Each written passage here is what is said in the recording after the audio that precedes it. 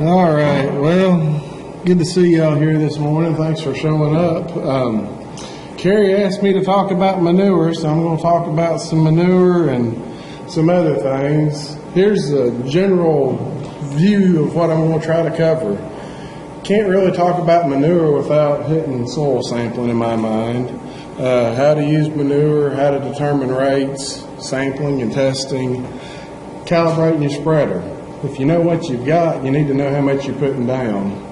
And then hit a few field research projects that I have going on, and then finally, probably one of the biggest things is how much is that manure worth. Yeah, at any time, if y'all want to stop, talk about something, I've got, I don't know, about 50 slides and then another 20 behind it. If I get through 20, I get through 20. If I get through 70, I get through 70. So this meeting's for y'all. So why do we soil sample? Everyone knows this. You want to know what that nutrient status of the soil is so you know how much you need to add to optimize your yield.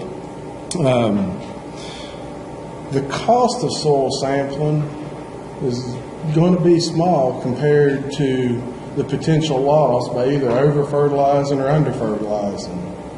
Now, if you spend $80 an acre on fertilizer you don't need, well, that's $80 an acre that you could have put in your bank. On the flip side, you can probably lose more money in lost yield by under-fertilizing. I had a buddy that used to grow tobacco, and I tried to get him to soil sample, and soil samples like, it doesn't matter, I'm making $5,000 an acre. Well, he switched from 50 acres or 40 acres of tobacco to now 1,500, 2,000 acres of corn, beans, and wheat. He's watching his soil sample now. He can't afford to spend $200 an acre on fertilizer that he doesn't need. And it must be a good sample. So what's a good sample? It needs to represent that area.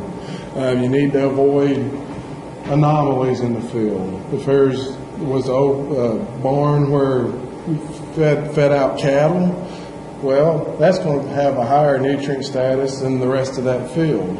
Sinkholes, something that you're not farming around. Fence rows, a lot of these, when I moved down to Princeton 4 years ago, there was bulldozers and track hoes running everywhere, making small fields into big fields. So watch that. Just because there's not a fence there anymore doesn't mean that Field A and Field B, which is now Field C, doesn't have a different nutrient status. Our recommendations say take at least 10 samples per 10 acres, 10 soil cores per 10 acres. Get people to sample on 20 acres, I think I'm doing pretty good. But the concept is the more samples you can take, the closer to that true value you're going to have. Our recommendations are based on that sample that's submitted. If we get a junky sample, you're going to get junky recommendations. How often? Every 2 years or so is probably good. You can stretch it out a little bit further. High value crops that have high removal. If you're growing silage corn, something continuous silage corn, you probably want to sample every year. If you're growing tobacco, high dollar crop, you probably want to be on it a little bit more than, say, a bean or corn crop, just the value. What about the fall versus the spring? Really, the values are going to change a little bit. They're going to be a little bit different in the fall versus the spring. But the big thing is take it the same time every year. So what you should do is watch for your trends. If you're starting to trend up, if you're a fall sample, and if you're applying the recommended rates on this field and it's starting to trend up, you can probably back off.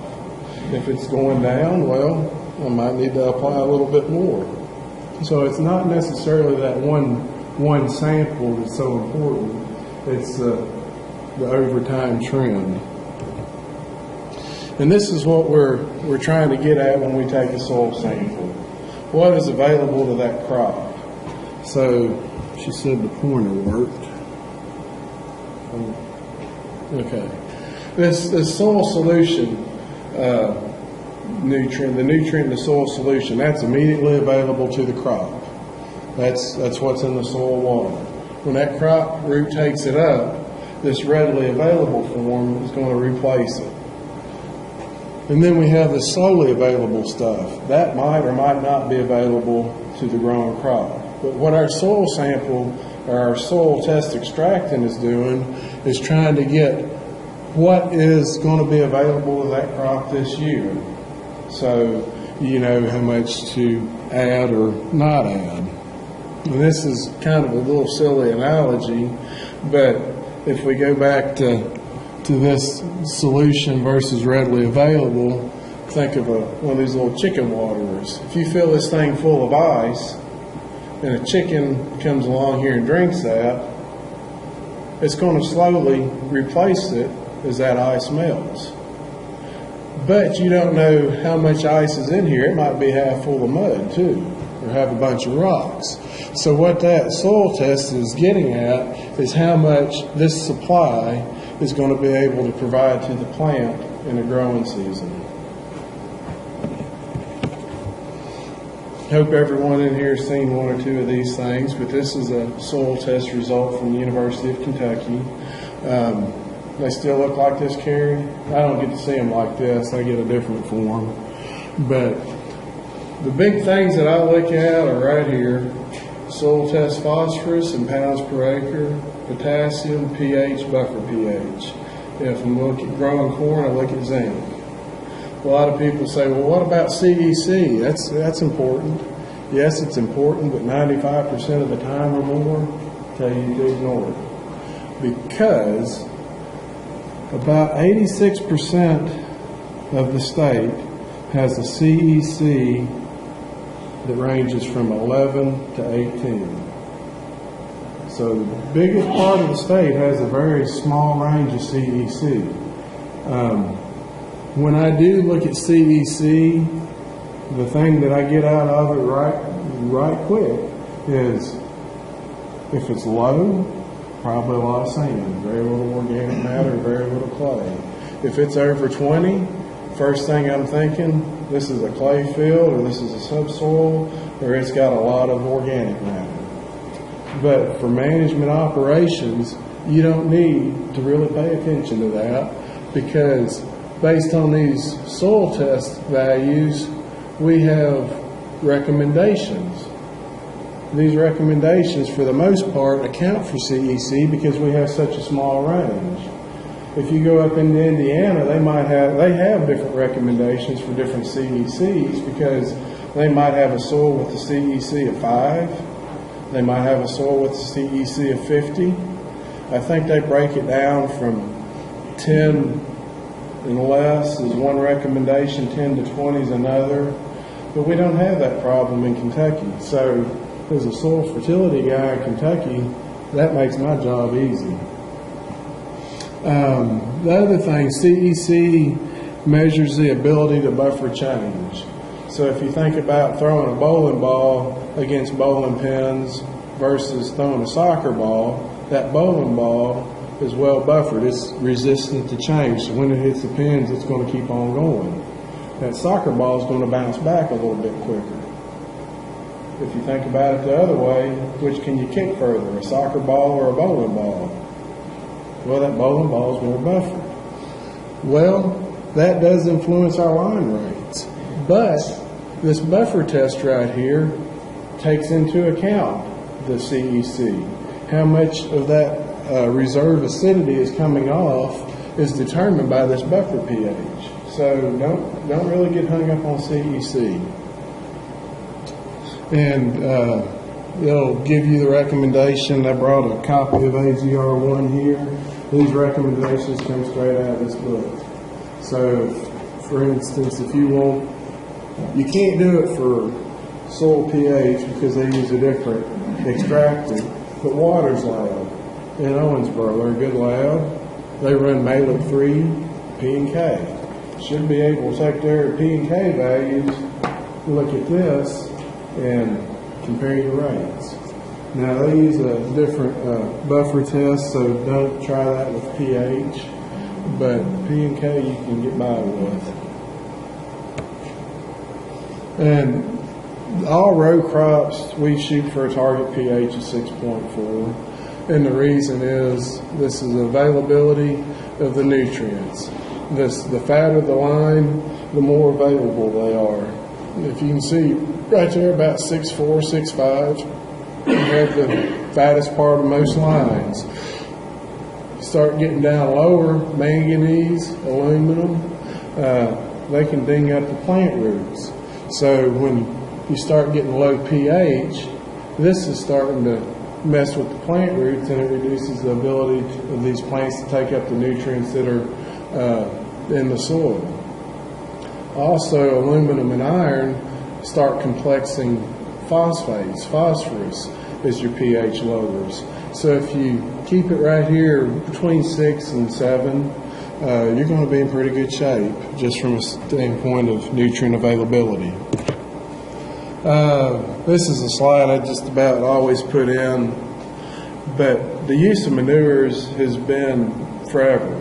You know, it was mentioned 3,000 years ago in the Odyssey, 2,000 years ago in the Bible. So this is not a new concept. Well, up until World War II, or shortly thereafter World War II, the major form of nitrogen was animal manure or green manure, growing a lagoon cover crop. World War II, I guess it was World War II, actually helped us out. It might have been World War I where it started, but back in the early 1900s, two chemists, Haber and Bosch, found out how they can take the nitrogen gas in the air, 78% of what we breathe, put it under pressure, add some heat, and make ammonia. That is the basis of all our synthetic fertilizer today. Well, the reason that they took it from a bench top to large-scale production is because we had access to saltpeter to build bombs. They didn't have those same reserves. So they had to figure out some other form of nitrogen to make the bombs. So they ramped up production so they could, build more bombs. When the war was over, they had the technology in place. They knew how to do it. Now we have availability of cheap nitrogen. So after World War II, this cheap nitrogen, so to speak, it's a whole lot more nutrient dense, easier to handle. People kind of quit fooling with manure as a nutrient source. Now it became something I've got to fool with it. What do? Well, I go as close behind the barn as I can, and I dump it. They weren't using it wisely. They were just getting rid of it so they could, clean out the barn or whatever. Well, now the past 20 or so years, a lot of interest has gotten back. Hey, this is a good nutrient source. I remember Lloyd Murdoch, when I first got here, I was talking to him about poultry litter. He said, when the first houses came in, he said, I started working with it. I was trying to get people to use it. And I could tell it was a good thing. I couldn't convince people to use this stuff, and people couldn't give it away. He said, what's the price now in this area? $40 a ton, $50 a ton spread, something like that. So it's gone from something that a hassle to now something that we can use. So we want to talk about how to best utilize that value, and that's probably going to be the remainder of the talk. Any questions, comments? We'll throw this into animal manures. Are called a complete fertilizer because they have NP and K, all three of them. We have some other manures, people manure, that's processed municipal waste, which I don't know if it's going to be like manure, but I think it's getting that way. So, if this is something you might be interested in, you might want to be kind of in the front of the line before it gets into this manure type deal. Louisville Green, I worked with that quite a bit. It's a pretty good product. They got, I don't know exactly how the operation worked, but Louisville Green is no more. Now it's Top Choice. It's a Manco product based out of Arkansas, but it's somewhere around a 530. I think Manco drops it down to a 430 maybe. Anytime you guarantee an analysis, if it falls under that, the fertilizer police come around and write you a check. So it's better to sell a 530 at 430 than to sell a 430, and it not make the recommendation. So they're just kind of covering themselves. Warren County and Bowling Green, they have a similar operation that's online now. It's been online for about 3 or 4 years. Last I heard, they were getting about $25 a ton for this. My parents live in Warren County, Tennessee, which is, about 3 hours from Princeton, and they have this lime stabilized waste. Instead of putting it in a centrifuge and getting the water, they land treat it. Bring the pH real high. That kills a lot of the bad bugs that are in waste, and then people can land apply it.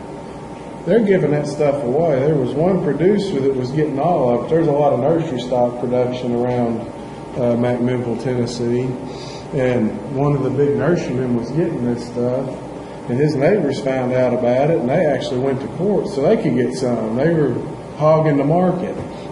So, I mean, that's something to think about. If the price is right, it's probably a good thing to consider. Composted products. Anytime you do another operation, it comes at a cost. But what you're doing when you compost is concentrating the nutrients, making a more stabilized form. This is a picture of some of the biosolids that I worked with. Can't remember what this was. This was an outfit out of Florida, but they were actually injecting ammonium sulfate into the waste flow, one, to cool it, and two, to jack up the nitrogen concentration. This is a high dollar product. They're trying to market it to specialty crops, but this is what Louisville green looked like. Kind of like if your kid's gone trick or treating and bring back the purple or pink nerd candy. That's what it looks like, except for it's brown or gray. Okay, manure. Let's talk about the nitrogen pile, or the nitrogen cycle. So there's 4 major processes that are going on in the soil or in manure, but it's the addition, the loss of materials, the movement of materials, or how they change from one form to the other. There's all these right here are forms of nitrogen in the soil or in the manure, or potential forms. They're not always there. The big ones, ammonium and nitrate. That's what the plant takes up. Nitrite, the plant can't take that up. If it gets to high enough concentrations, that can be toxic. I believe when my pet dog peed on my grandmother's rose, I think it was a buildup of nitrite that actually killed the rose. But then you have nitrous oxide, laughing gas. If you go to the dentist, plant can't use that, and that's what's burning the hole in the ozone as well. And then nitric oxide, and then this is what we breathe right here. 78% of the air we're breathing is N2 gas. And then you have organic nitrogen. That's stuff that's in some other compound, like amino acids or proteins, microbes. And these plants can't take these up in that form. It's got to either convert over to nitrate or ammonium. I kind of got crossways with a group of one organic grower in a meeting, and he was talking about something or another. I said, look, it doesn't matter what form of nitrogen you put down. You put down chicken litter, or if you put down urea, this is what the plant's going to get, ammonium or nitrate. It's just that simple. But anyway, that's a different story. Here's the nitrogen cycle. I've used this table or figure for a long time. These green things are the components. This is the air we're breathing, nitrate, ammonium, and then organic nitrogen. shows the different mechanisms. Nitrate, the soil has a negative charge. The nitrate has a negative charge. So that can move with the water. It's not going to be held up. Kind of like refrigerator magnets. You put a positive and a negative together, they're going to kind of stick. This ammonium is going to stick. That nitrate's going to leave. So when you have a nitrate in the soil, you want a plant to be actively growing. When you get a lot of rains and you have tile drained fields, this is what's leaving your field for the most part, the nitrate. That ammonium's pretty much hanging out. Another loss that nitrate has is denitrification. Going up is a gas. It goes to, well, I'll show you in a minute, but it goes back up into the air. Organic nitrogen has to convert over to ammonium before the plant can take it up. And then, not necessarily ammonium in our area, we have predominantly acid soils, but you get out west and alkaline soils, pH 7.5 or so, you can lose a hydrogen here, which this is NH4+, NH3 is ammonia gas. So you can't have volatilization, and I'll talk about that here in a minute. What can you do to stop that leaching or nitrate loss? What you want to do, like there's some stabilizers you can put down, which will keep it from converting from ammonium to nitrate. Split applications, so you are forcing more of it to be in this form at one time. Well, like during the winter months now, cover crops? Cover crops can help, yeah. But most of the time, that soil sample or soil test I showed, we didn't have nitrogen because it changes so much. And most of it is, I shouldn't say most of it, but a big part of it is gone over winter just due to these losses. Cover crops are probably one of the best things you can do to keep the nitrate there. Is you're going to keep it all there. Depends on, how well it's growing, how deep rooted it is, how much rain you get. But that's, over winter, that's probably the best thing you can do. Have something actively growing. So Josh McGrath came along back in July, and he had this set of graphs. And I'm like, I don't like it as well, but it works. So, it's pretty much the same process. They're all the same processes, just grown a different way. But the reason I left this in here, he actually took the time to break all these out. So I'm going to put this up here. So we have a manure application. There's 3 major forms of nitrogen that comes out of that manure. By far, the largest form is organic nitrogen, stuff that has to be broken down. The next biggest pool is going to be a urea form. That's the same stuff, 4600. It's the same molecule. And then we have a fair amount of ammonium, and then there's a little bitty dab of nitrate. This, I'm going to skip that one. The organic end is either going to it's going to mineralize to some extent, depending on temperature, moisture. That's one of the things that makes using manure so tricky, is predicting that rate of mineralization. If I put it down now, is it going to be ready for my corn crop when it's really starting to go? Or is it going to mineralize before my corn is big enough to take it up, and then it's subjected to these losses? It can go the other way as well. You can take ammonium and it can go into the organic matter pool. This is essentially, you can think of that as organic matter in this instance.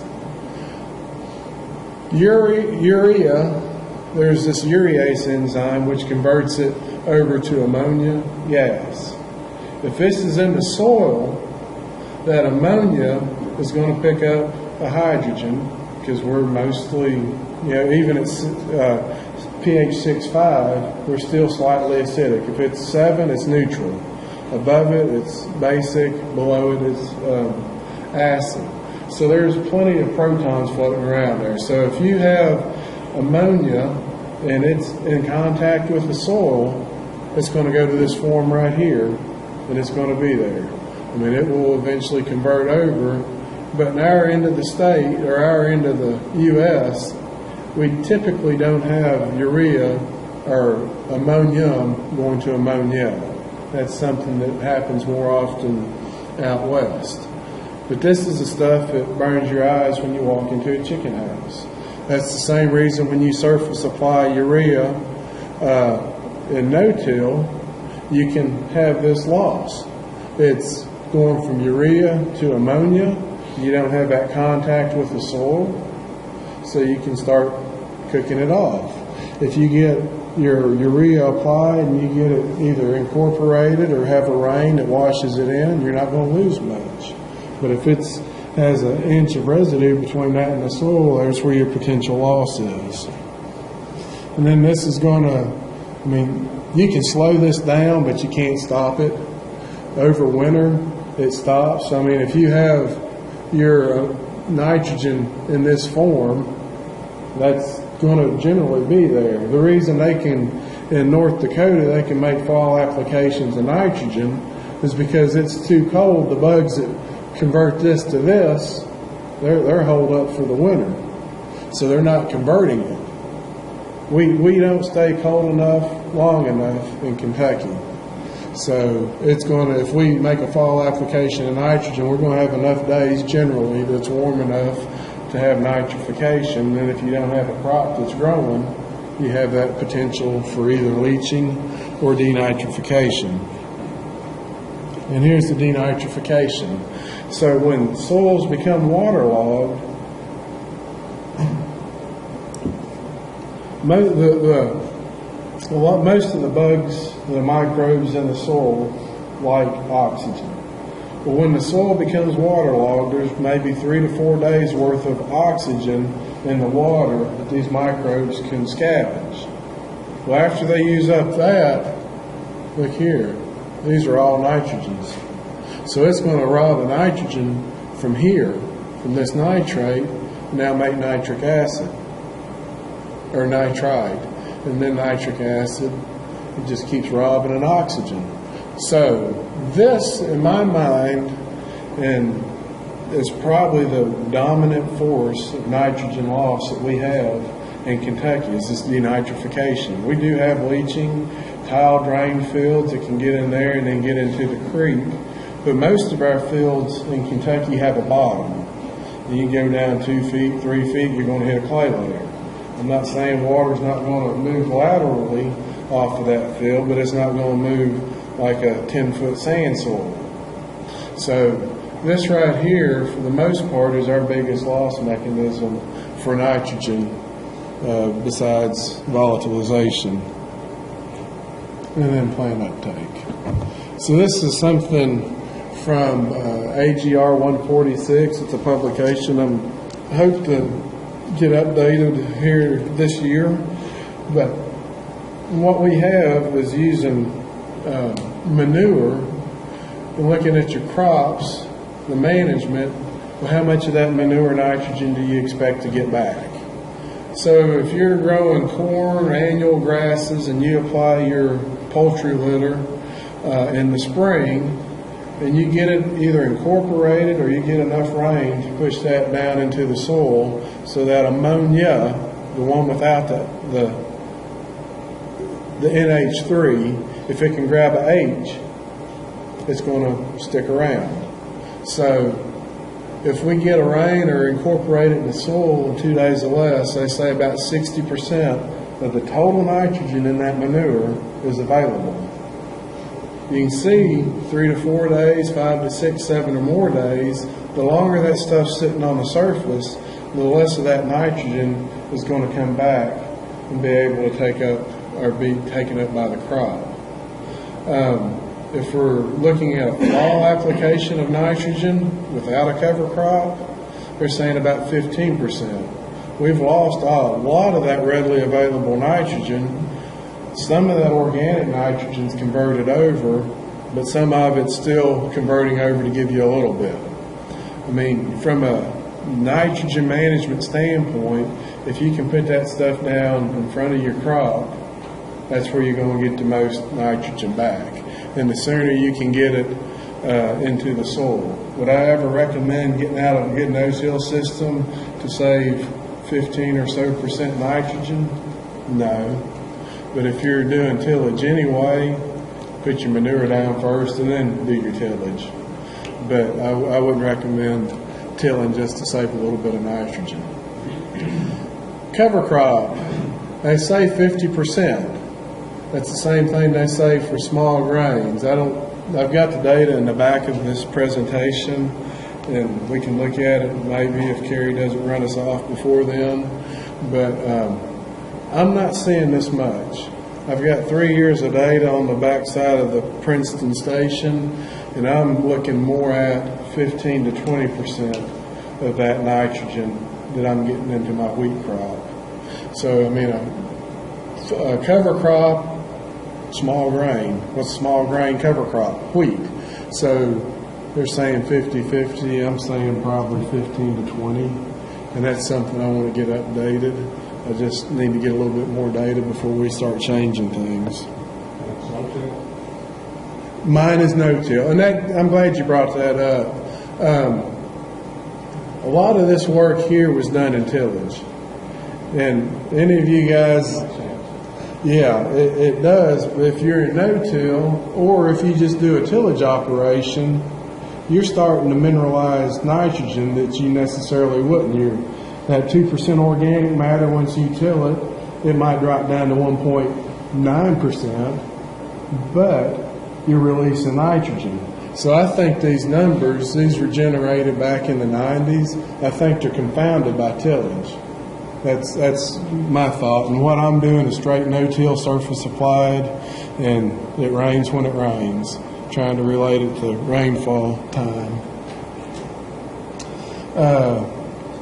This drop in value, I didn't make that point, but this right here is your volatilization losses sitting on the surface over time. This over fall, that accounts for denitrification or leaching, that NO3 form going away. And this one, I don't know. This is this guy. He's a heavy hitter. Josh knows him well. He's up in Penn State. They say if out of 10 years, if you use manure 4 years or less than 4 years out of that 10, you can have about a 3% residual. If you use it over 8 out of 10 years, 12% residual. I don't know. That's a hard number to kind of crank down on. We've got more variability in our data than this right here. So I don't know. There is something to it. Would I say 3%? What's 3% of 100? 3 pounds. So I mean, can you even spread it that accurately?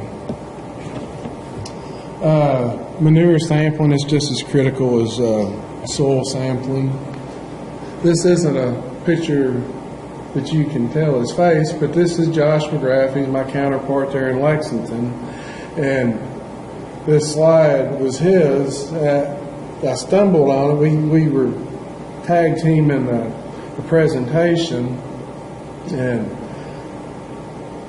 I was like, this is a great thing. I'm using it for a different example than he did, but when we were talking about soil sampling, talking about manure sampling now, we're representing on a soil sample, there's 2 million pounds of soil in a 1 acre or one acre in an acre furrow slice, a furrow slice of soil.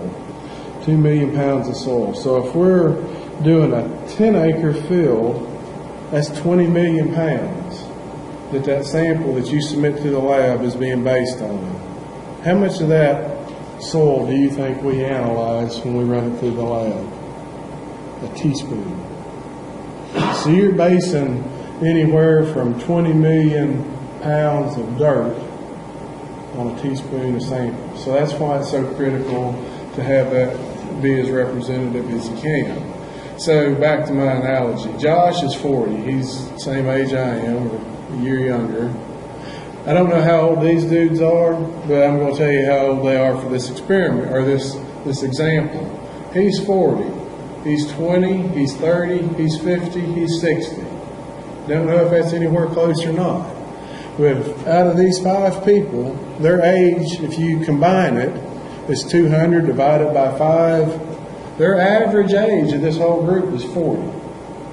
If the one sample I get happens to be Josh, my sample's dead on. But what if I get this 20-year-old or this 60-year-old? I'm off by 50% or 100%. 20 versus 40, 60 versus 40. If I get on that outside 20 or 60 in any other sample I take, it's going to get me closer to the actual average. If I get this 60-year-old and this 50-year-old, now I'm at 55. If I get this 60-year-old and this 20-year-old, see where I'm going? I'm at 40. So the more samples you get, the closer to the actual average you should be. And this is just something he put together, just like a soil sample. You want to get it representative of the pile. Knock the crust off, take it in several places. Don't be bashful, get a lot more than you need, mix it up good, and then take a subsample of that, send it off to the lab. UK runs that test for $25 a sample. I believe Waters is $35 a sample. They have a little bit quicker turnaround than we do, but sample so you know what you're getting. And I'll try to drive that home here in a minute. Right here. This is the soybean board funded a project, still funding it, but one of the things I really try to figure out is how much variation is there in the manure. If you're not going to sample, our AGR1, if we pull this up right here, it's going to say broiler litter has a nutrient value of 55, 55, 45. Wherever it is, right here, page 4. Well, as many soil or manure samples I've looked at, I have yet to find one that's 55, 55, 45. So I have access to all the samples that run through UK regulatory services. And I got from 2007 to 2012 all those samples. I can't remember how many it was. I thought I had it up there, but it was several. So if you're not going to sample and that number's not right, maybe we can look at integrator. Okay, if you're with Purdue versus Tyson, maybe I can squeeze down the numbers a little bit and give you a better guesstimate than just what we have there. Didn't really find that I could make any sense out of it, but the thing that this really pointed out to me is I've got the average, the minimum, and the maximum. So if we're looking at Tyson, there's 179 samples that went into these numbers here. The average is 50, 51, 48. Well, that's all good if I think that's what I'm buying and I get that. It's even better if I get this maximum, 78, 89, 70. But what if I think I'm buying this and I'm actually getting a 23, 18, 12? So, I mean, $25 sample can save you a lot of money if you don't know what you're getting. And this, I don't want to misrepresent these numbers. This isn't one manure. This is the highest value of P2O5, the highest value of K2O. That's not one sample that came through. It's not a 78, 89, 70. It might have been a 78, 60, 30. But there's a lot of variation there. Any of these, Cal Maine, it goes from 66 to 29, or 29 to 126. So there's a huge variation there. Purdue, 45 to 99. And then a lot of the samples, when they're submitted, I don't know what they're from. Some of the people say Tyson House 1 or whatever. So if you guys ever do submit some soil or manure samples, if you don't mind, put your integrator that you got it from if you know that, because that'll help me out down the road. But this 369 samples, the average was a 46, 56, 46. But looky here, 12, 4, 2 on the low end. I don't know if that had any chicken droppings on it at all. That was mostly just rice, I think. But then you look at this. This would be some pretty good stuff to get. 186, 116, 109. I mean, that's pretty high-grade fertilizer. So that sample helps you out with knowing what you're getting, overcome that variation. So if you send one to UK, this is what it's going to look like when you get it back. We report the results on an as-received basis. So if there's 20% moisture in there, that's what you're getting at that moisture content. So there's 45 pounds of nitrogen per ton. That includes the moisture. Moisture on this was 46%. So this, in my mind, is probably a layer litter. It's pretty rich stuff, but it's pretty wet as well. So this is actually total N, total P2O5, K2O. And we also talk about calcium, magnesium, zinc, copper, manganese. That's what you get back. Someone wanted to know about micronutrients in poultry litter. So in this sample right here, about a 0.6 of a pound of zinc per ton. And I meant to hit that back here. Here's the ranges on zinc for the all those numbers. Here's a 8/10, 7/10, 7/10, 8, 8, 7. So somewhere about 7 to 8 of a pound per ton of litter. Is that enough? Well, it depends. But I mean, the recommendations in AGR1, we've got something here that uses, and I know you guys can't see this, but maybe you can see, based on your soil test P result and your water pH, all these numbers are zinc values. So if your zinc value is 2.3 and your soil test P, if it's greater than 2.3 and your soil test P is 100 and your pH is 6.4, you probably don't need to add any zinc to your corn. And if you do, it gives a range here. So we're applying some zinc. And the other thing that's coming up now is sulfur. There's a lot of push for sulfur. Do we need it? Yeah, everyone needs sulfur. All crops need sulfur. Do we need to add any? In my mind, it's going to be on a very limited basis right now. I have been looking since I got here, and I haven't been able to find a sulfur-responsive soil. Our recommendations are based on response trials. We have a soil test value of this, we add that, we get an increase. If we don't have a soil that we can see an increase in, we don't know how much to tell you to add. The reason I tell you that is to tell you this. In every ton of poultry litter, there's about 15 pounds of sulfur, between 10 and 15 pounds of sulfur.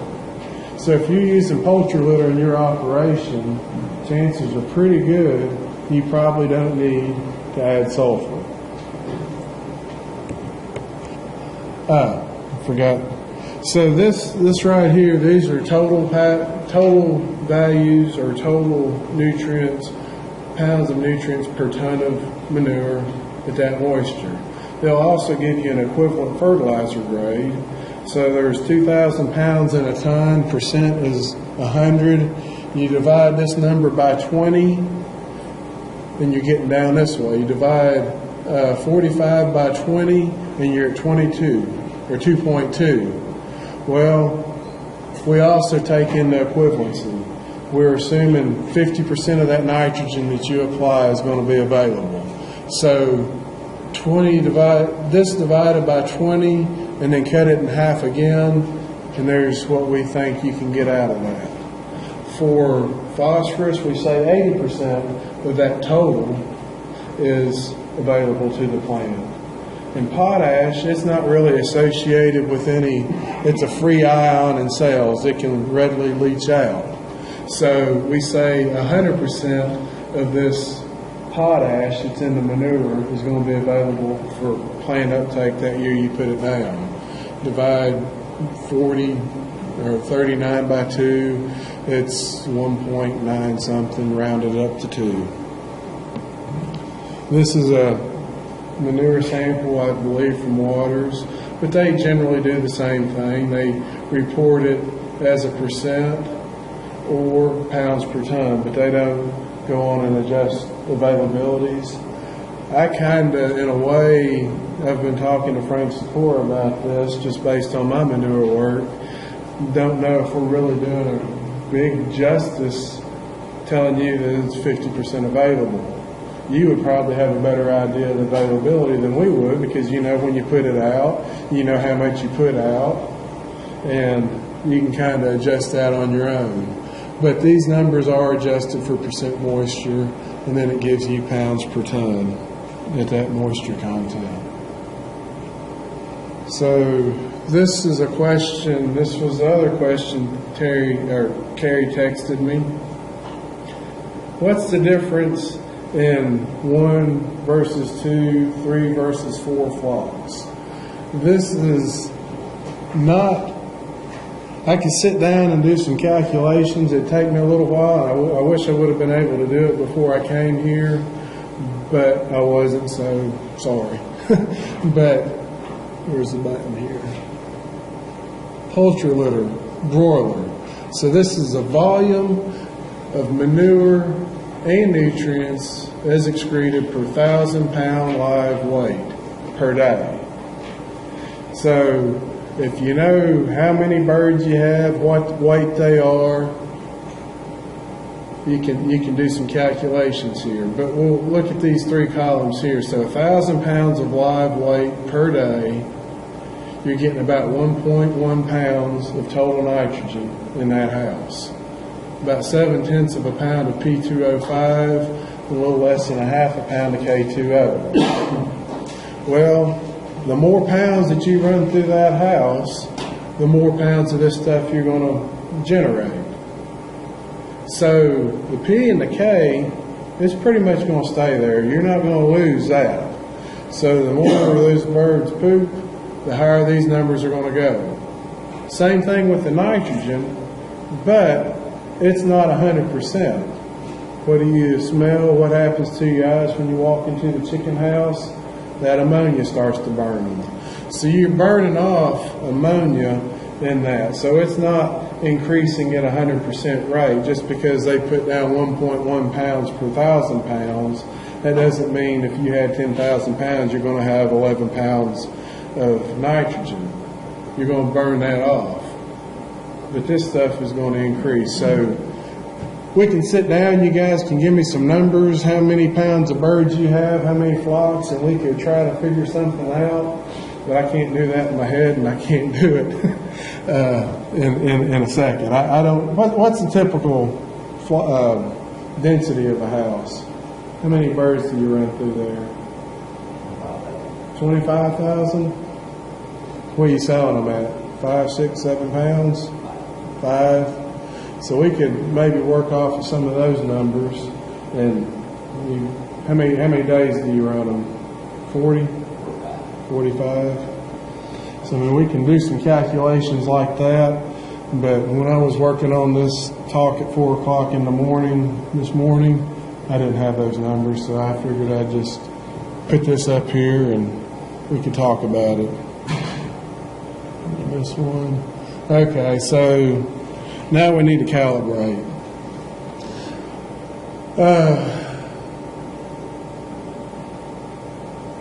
To calibrate a spreader, you need to know 3 things. How much is coming out of the back, what's your distribution, and how wide is it spreading.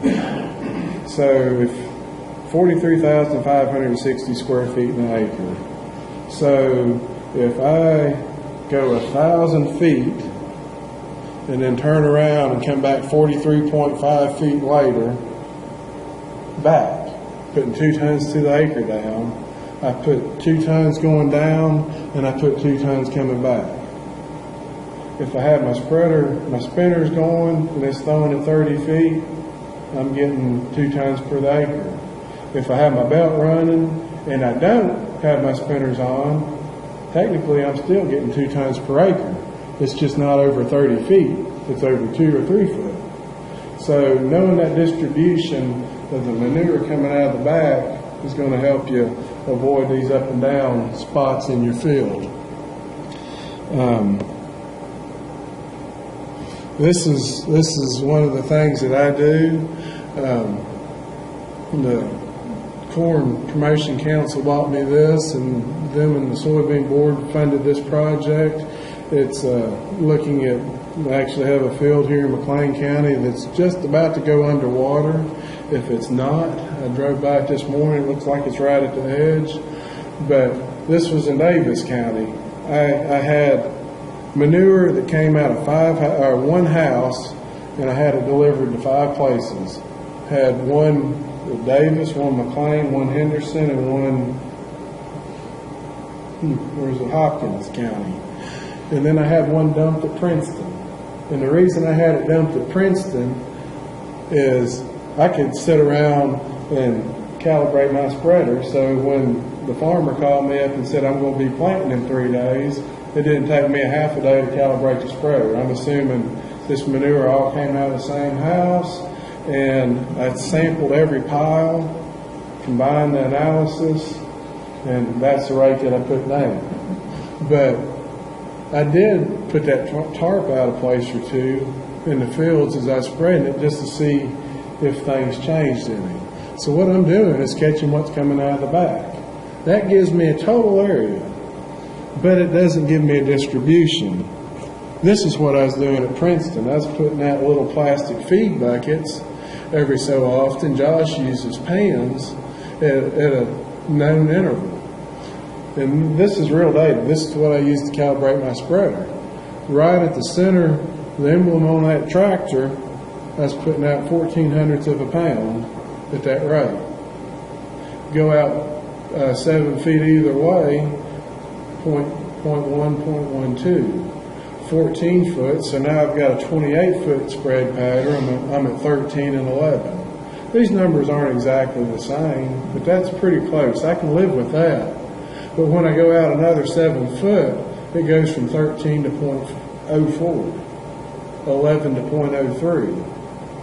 So if I'm making a 40-foot spread pattern, there's going to be about 10 foot in there. It's not going to be getting the same thing everything else is. Do you need to do this with every batch of manure? No, but the density is going to change. Moisture is going to change. I mean, moisture content is going to influence how far that spreader's throwing it. I can throw a big old clump of chicken manure a lot further than I can throw a handful of feathers or rice hulls. If I get those rice hulls wet, I can throw them further. So that's going to make a difference. But what we did on this project is said, I'm good at 30 feet, so my plot is set up on 30 foot.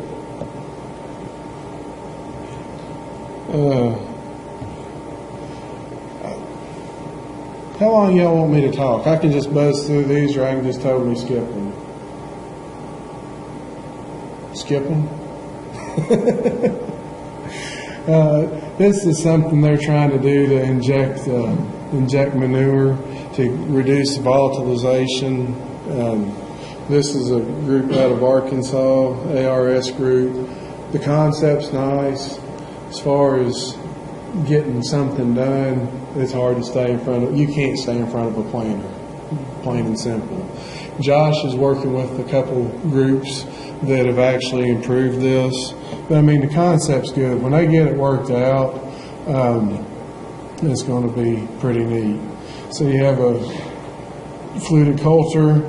Right in here is where the manure drops through the chute. I don't know how many pictures he's got.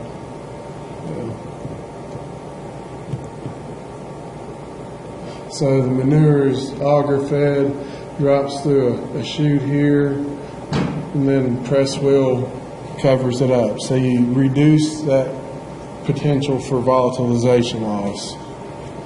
And there's running through pasture, heavy wheat residue. This one I put in for Jerry. Last month he asked me a question, and I said, this is what I think, just based on what I know, but I don't have any data to support it. Well, I got to thinking, yeah, I do have some data. I just had to pull it from a few places. So I put this together for you. But the question was, we use a lot of poultry litter in McLean County. What are the soil nutrient values going to do over time if we use it? And the answer I gave is, well, you have essentially close to equal amounts of NP and K going down in that manure.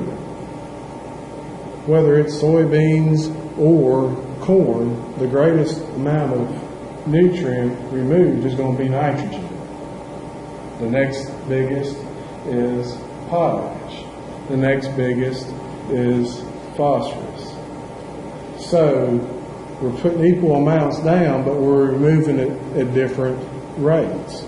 So over time, your phosphorus is going to build up. How long is it going to take to build up? Well, it depends, one, on what your initial soil test value is, how much phosphorus you're putting down, whether it be manure or fertilizer P, and how much are you taking off in your crop.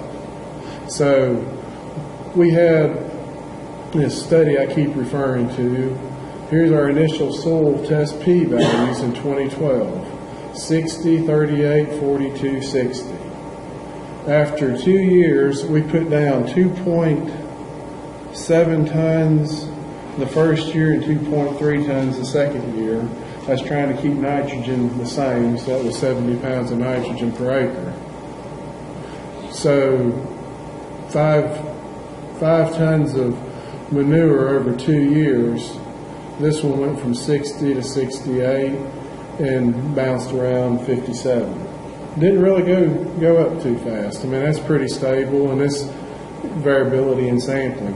Here were our crop yields. The ones with the asterisks, that's 2013, and the ones that don't have the star next to them are 2014. So McLean County in 13 had 65 bushel soybeans, 211 bushel corn. Decent removal. Hopkins. These are all pretty decent yields. He was a little bit disappointed with his corn yield in Davis County the first year, but looked like a helicopter parked on top of it. They had a lot of straight line wind, and it just broke down a lot of corn. The thing that I find interesting, these are increasing, but this Davis County sample kind of really jumped up. And I didn't point this out. This is with poultry litter, and this is the equivalent rate of phosphorus fertilizer as DAP. Whatever, if I put down 100 pounds of phosphorus here, we're saying 80% available. I put 80 pounds of phosphorus as DAP here. So McLean County didn't really go up too fast. Hopkins, it went up a little bit. Henderson, yeah. Davis, that's questionable. It went up a little bit. But over time, you keep doing that, and it's going to go up. So it depends on how long, partly where you start at. If you start at 260, it takes less phosphorus added to increase another unit. If you're at 20, you can put a lot of phosphorus down before it starts going up. It's kind of an exponential increase. The higher you have to start with, the faster it's going to increase. So that's soil test phosphorus. Here's our soil test K. Same thing. The initial samples, 109 to 225. Here's with our poultry litter. Here's with our fertilizer. They are increasing, but percentage-wise, probably not quite as much. And I averaged these yields. We really didn't have a big difference between fertilizer versus poultry litter yields. I was trying to keep the graph or the table without having too many numbers. So I think it might have been like 64 versus 68. So I just reported average yields. So it was like 4:30 when I put this together, so let me make sure I understand it before I get into it. these are the removal rates that we have here in AGR1. It's very towards the front. Are they absolute? No, but they're pretty close. It's on page 4, table 5. So we say a corn crop per bushel of grain is going to remove 7/10 of a pound of nitrogen, 4/10 of a pound of phosphorus, 35 hundredths of potash. For soybean, 3 pounds of nitrogen, 7 pounds of phosphorus, and 1.1 pounds of potash. And this is for McLean County. So I said we started with soil test P of 60 and soil test K of 133. Here's our yields. Here's what we added. We added 70 pounds of nitrogen both years.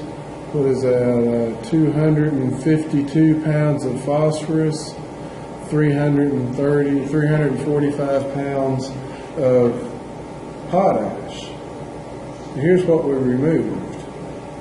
45 pounds of potash, or phosphorus, 2013, so that was with the corn. We removed that much, but we applied that much. So over time, that can build up, but that doesn't mean that's going to happen in 3 years. It might take 15 or 20. If you're putting a nominal rate, it's going to be slow until you start getting to that higher rate. You get up to 200-300 pounds per acre, you're going to just see it go through the roof, and it's going to take it a while to draw down as well. So, I mean, the best thing to do is use it wisely. Soil sample, watch it. You know, if you start getting pretty high in phosphorus, maybe lay off a few years. But, okay, this is probably what y'all are interested in. How much is it worth? I get this call, I don't know, 2 or 3 times a year. Edwin, what's a ton of poultry litter worth to me? Like, well, what's the nutrient analysis? Well, I don't know. Okay. What can you get urea, DAP, and murate for? Let me get back to you.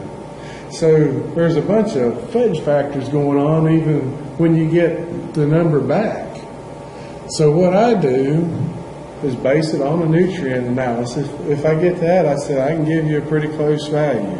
And I just base it on MP and K. You're getting other goodies. You're getting sulfur if you need it. You're getting zinc. You're getting about a 10% RNV with poultry litter. There's a little winding effect with poultry litter. You're building your organic matter. Hopefully improving water infiltration and water storage. But those are hard to put a value on. So I can price out MP and K. So urea is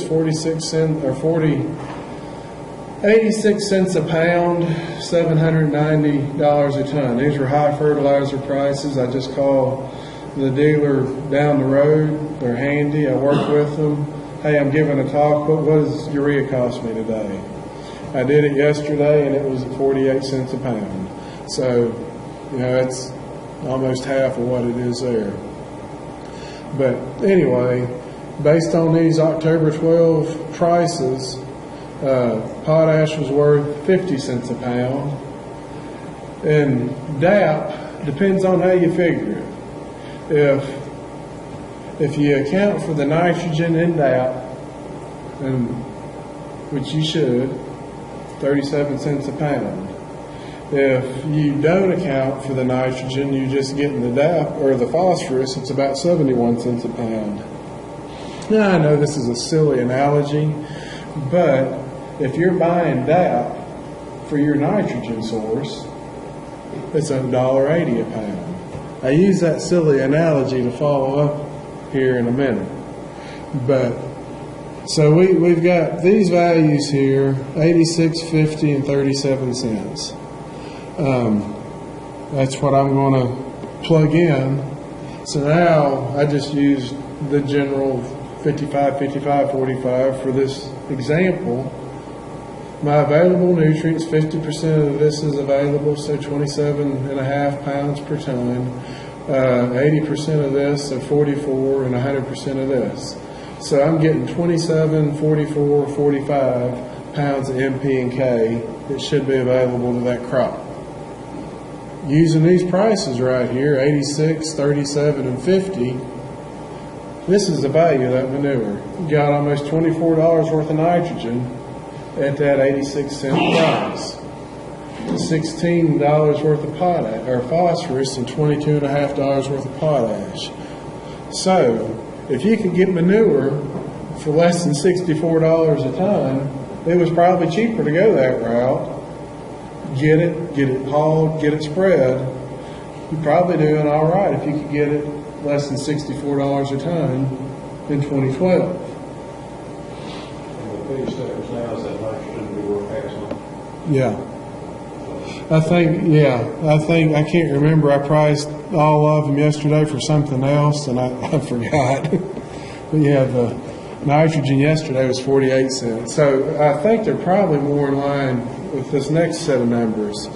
So put it in here like this.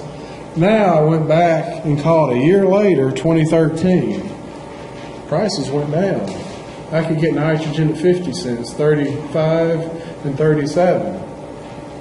Based on that same analysis, these values, now that same manure is worth $46 a ton. So I mean, $20 difference just based on the amount that you have to pay for your fertilizer.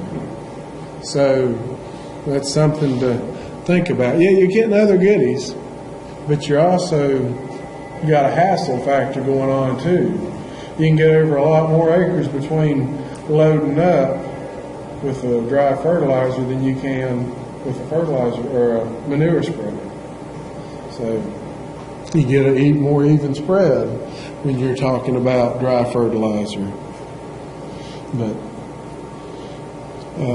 that's what I do right there. And I haven't done this for this year yet, but I'd say it's going to be closer to this value here. But that's based on that 40 or 55, 55, 45. If you get manure from 5 different sources and you have 5 different numbers, you get 5 different values. You're using poultry litter. You don't have a lime truck in the field very often. We say that there's an RMV value of about 10 with poultry. So We went from 4 years, every 4 years to every 10 years, something like that. I don't know that.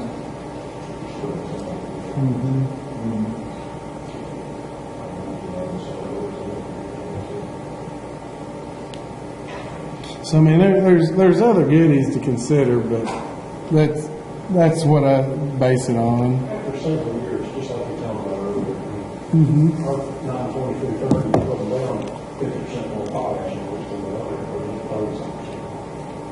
So after 4, 5, 6 years of doing this in a row, just spread potash 1 year and try to catch up with destruction.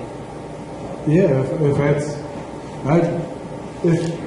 if your soil test P is over 60, your soil test K is over 300, the University of Kentucky will not make a recommendation because we don't see a very high likelihood of a crop response. So, yeah, I would, if you're up above those numbers, one of those numbers, spread the other stuff. You know, go to DAP or Murate if, you know, you're high enough with your phosphorus. Yeah, just put Murate down. I'm just guessing 2 tons an acre is what people look at for replacing 92330 about 500 pounds.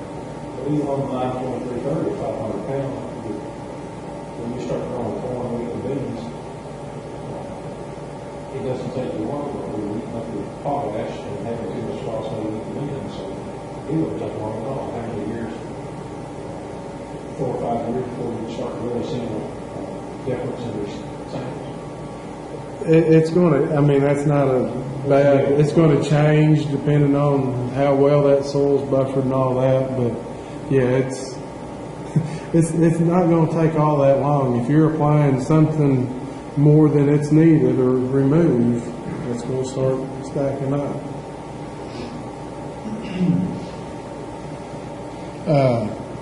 Okay. Here's my silly DAP example. No one in this room, I doubt there's one farmer in the state of Kentucky that would go out and buy DAP for their nitrogen source. But this is a real, I'm not going to tell you where and I'm not going to tell you who, but I took these soil samples and there was a big old pile, I mean bigger than this room, with poultry litter sitting at the edge of both of these fields. Well, this guy had, in this one field, soil test P of 30, soil test K of 220. Based on these AGR recommendations, we would recommend applying 70 pounds of P2O5 per acre and 50 pounds of K2O. Well, he was planning on putting 2 tons of poultry litter down per acre. I didn't have the analysis of it. Maybe I did. Yeah, I did have the analysis of it, I believe. So at that 2 ton per acre rate, he's putting down 88 pounds and 90. A little bit more than he needed here and a little bit more than he needed here, but not too much more. So, you know, chances are I'm not wasting a lot of money. It's going to be there the next year. It's not a bank. The soil's not a bank that pays interest. It pays a negative return. It's going to trap a little bit of it, but it's not going to take all of it. That other field, soil test P of 180, soil test K of 420. We quit making a recommendation at 60, so he's 3 times that rate here. Quit making a recommendation for beans and corn at 300 there. More or less, that dude is paying $1.64 per pound of nitrogen. He is buying DAP to fertilize, get his nitrogen source for corn. So even though you can get it and it's good stuff, no one's going to doubt it. If you don't need the P and the K, you can't put it back into this calculation here. That's assuming you need everything. So, you know, if you're through the roof on your P and K, just apply urea. Put your chicken litter somewhere else or let your neighbor buy it. Hey, I'm almost getting to the end. So I said there's other goodies associated with litter. If we can build our organic matter over time, that's a nutrient storehouse. There's no real firm number on this, but somewhere I've heard 1% organic matter is can hold an additional between 7 and 9/10 of an acre inch of water. So, you know, droughts, it gives you a little bit of buffer in times of dry. Are you going to increase this overnight?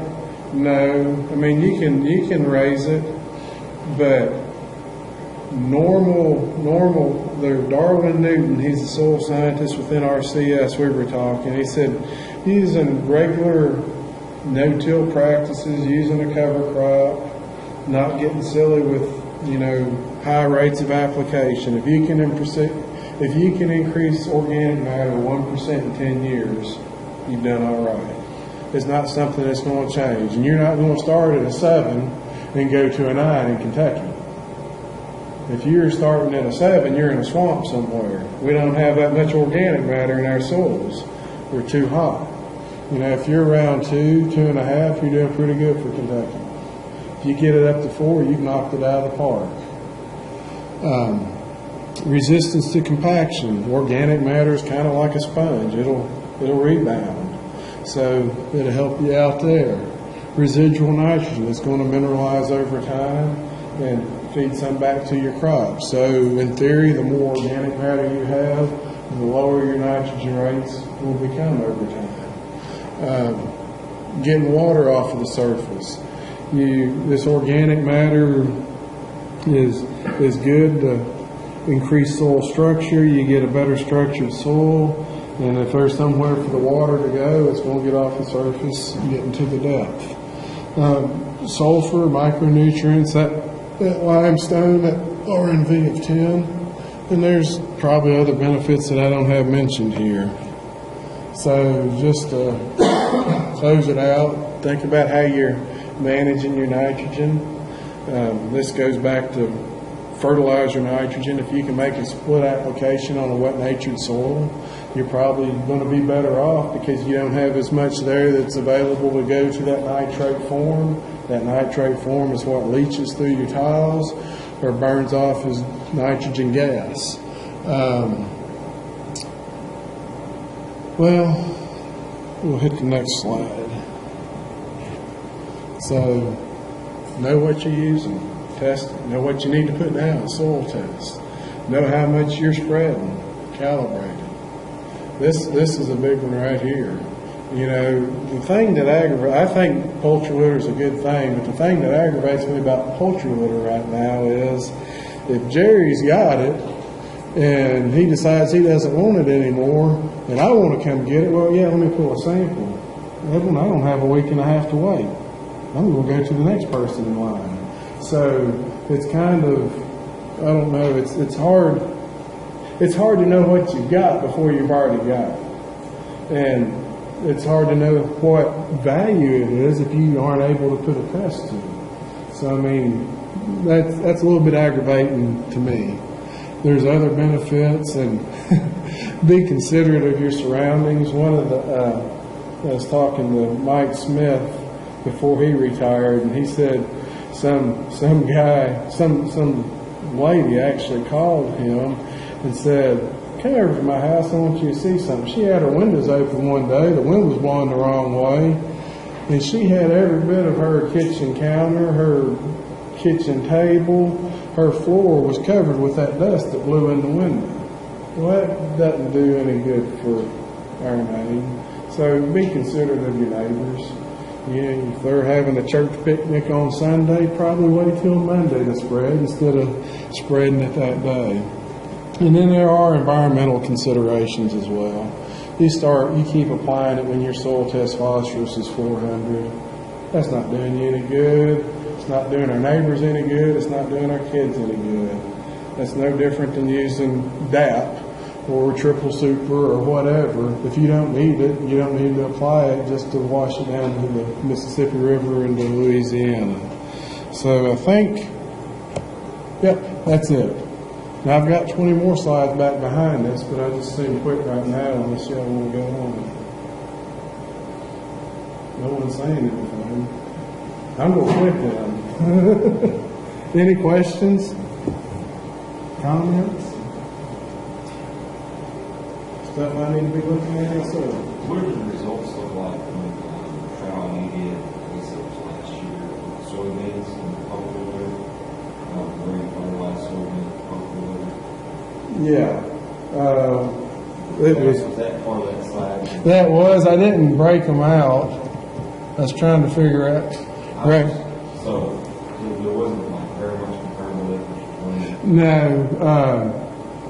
I think McLean and Henderson in 2013, there was four bushel difference. McLean had,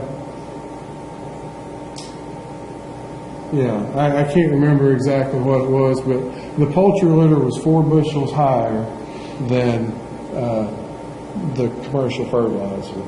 And I didn't talk about this, but my thoughts on that, they say you don't need to apply nitrogen to fertilizer because it makes its own.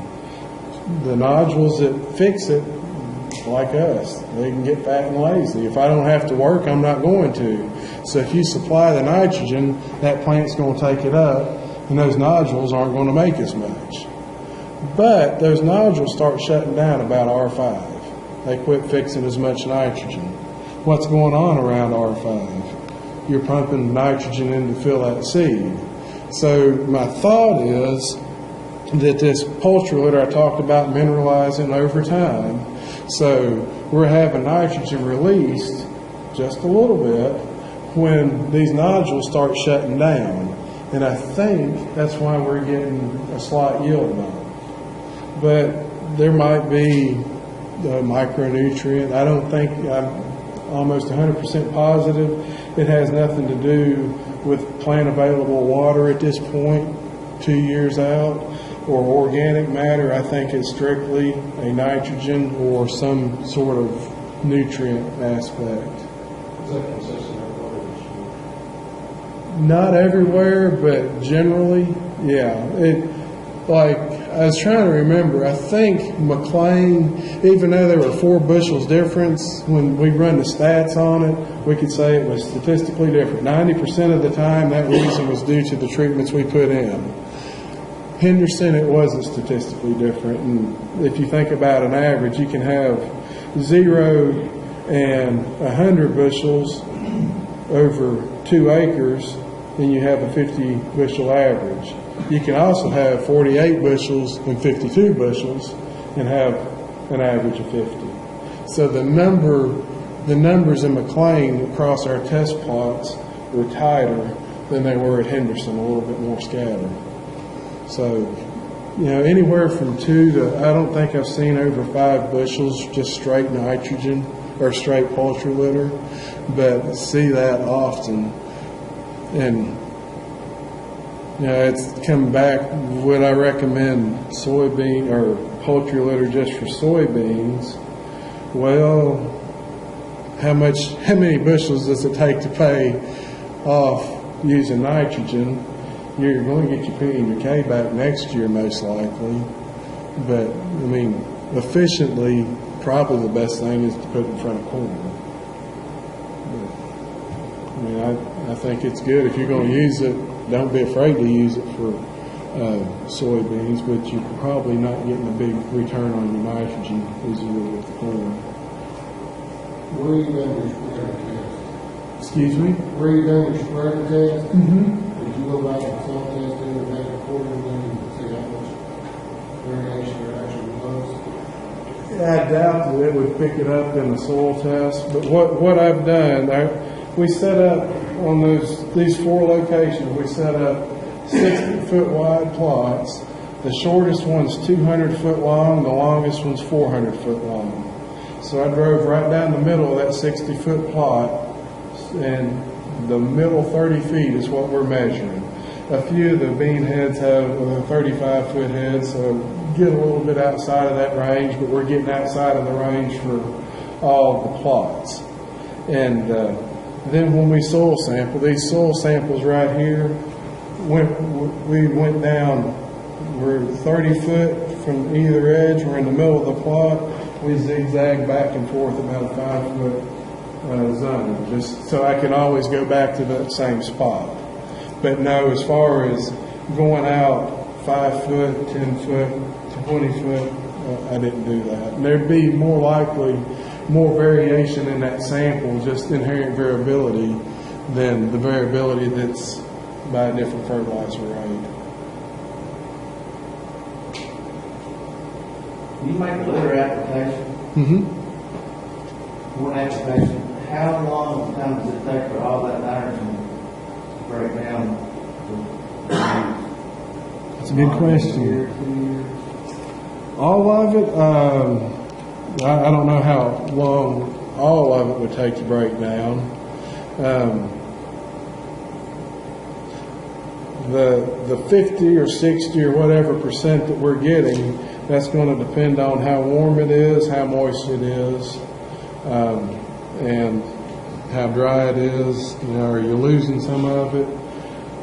It's going to be a slow release over time, and it's also, I didn't go into the variation in this, and to be honest, I don't have the numbers in my head, but the amount of ammonium and urea concentration or ratio compared to the amount of organic nitrogen, that's going to vary. I don't have a good answer for you. It should be done by the end of the growing season, what you're going to get out. What you don't get out, I think the rule of thumb is 3 years. You get most of it, and then you get another percentage that second year and another percentage that third. But I don't have an absolute answer for you on that.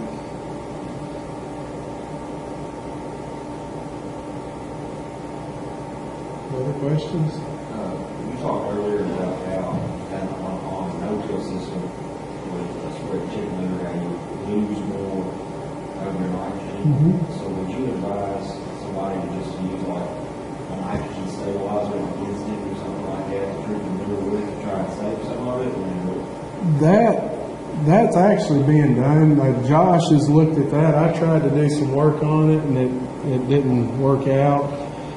There's thoughts that it does, and I think Josh actually had some data.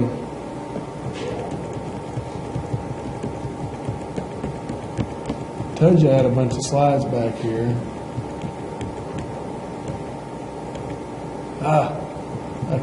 Nope, they're gone. Do I tell it to stop recording or just not hit anything? Continue.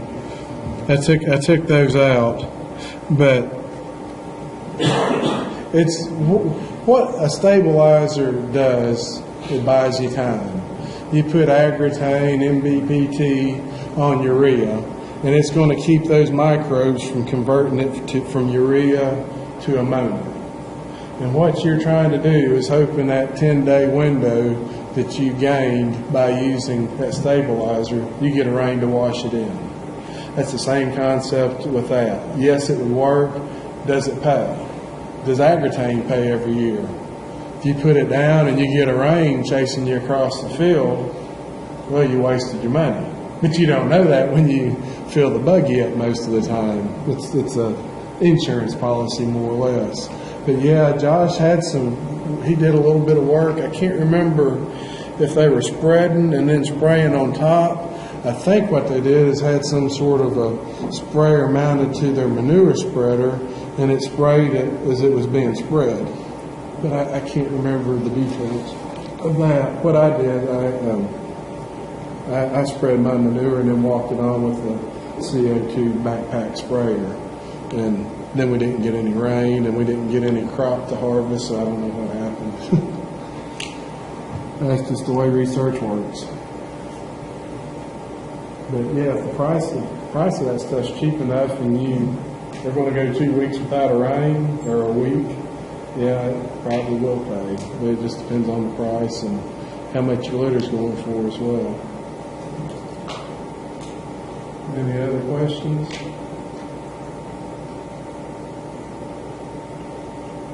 Carrie, you look tired. Is that wear you out?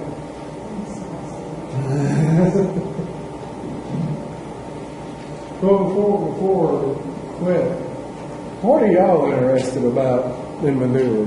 What do we need to be looking at as a university in your minds to help you guys in your operations?